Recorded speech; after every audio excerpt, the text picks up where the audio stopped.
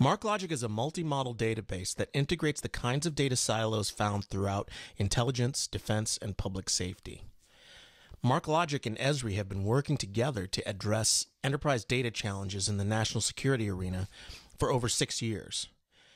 For user organizations that depend on ESRI, our integration work opens up the world of documents, unstructured, semi-structured, and semantic data to the spatiotemporal analysis in Insights and other ESRI tools. In our demonstration scenario, our system is designed to answer the myriad questions that are produced when national security events unfold faster than authoritative systems can accommodate. Analysts at that point will frequently look to non-vetted open sources to fill in the blanks. However, this content usually comes with a lot of noise. In our demonstration, MarkLogic is able to harmonize data from an authoritative system, in this case using the Global Terrorism Database, GTD, with articles and associated metadata from the Global Database on Events, Locations, and Tone, which represents open source intelligence. We are then able to expose this as a feature layer for Insights. Our two data sources are represented in this demonstration as articles, or GDELT, and events, or GTD. Our scenario was based around an analyst performing their daily function to find information about ISIS. First, I will search across the Global Terrorism Database, represented here as events. In searching for ISIS, I can simply type that query in, ISIS. This will search across the various events that specifically mentioned ISIS, and you'll note that this only brings back about 300 results.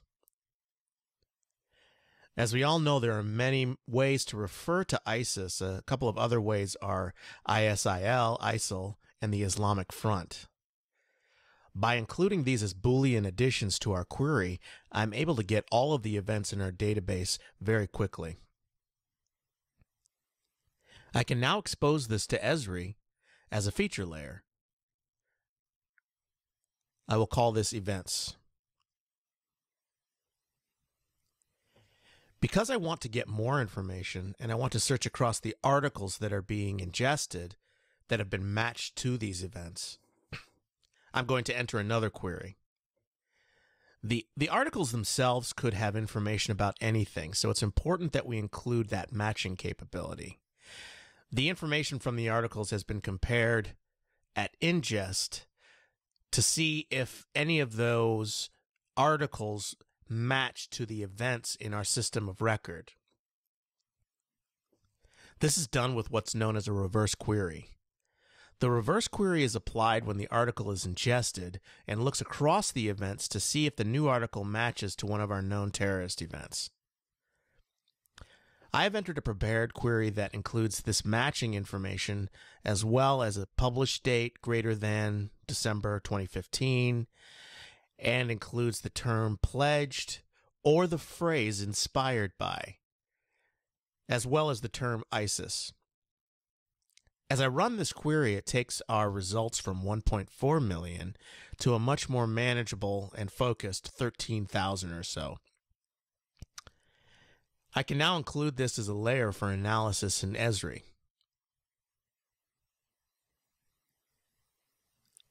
Now that this has been exposed to ESRI, let's go and take a look at how that looks inside of Insights. The first step is to select the data for inclusion in our workbook. You can note that the articles and the events are brought in as layers of information.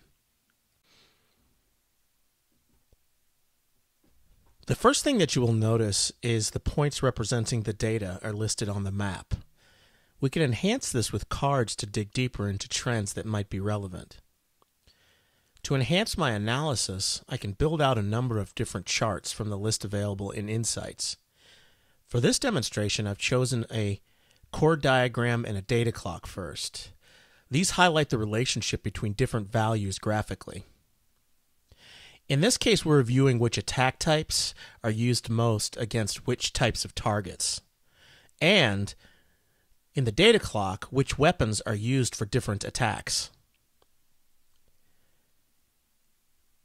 Another way we might want to analyze this is to see the timing of the different articles and a list of the events that are referenced inside of them. So we can create a time series and a table of the events to illustrate those.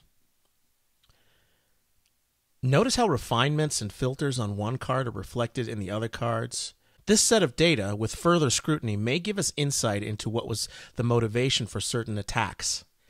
For instance, the San Bernardino assailants from 2015 may have been motivated by a sudden uptick in the number of ISIS events represented in articles just prior to their attack.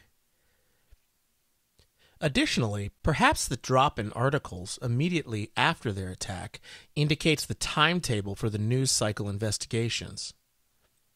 Further analysis is necessary, but because of the power of MarkLogic's database and ESRI's Insights, we are able to add more layers to our story very easily. So what this demonstration has illustrated is how the world of MarkLogic, namely documents, unstructured, semi-structured, and semantic data, can be exposed to the spatiotemporal analysis in Insights and other ESRI tools.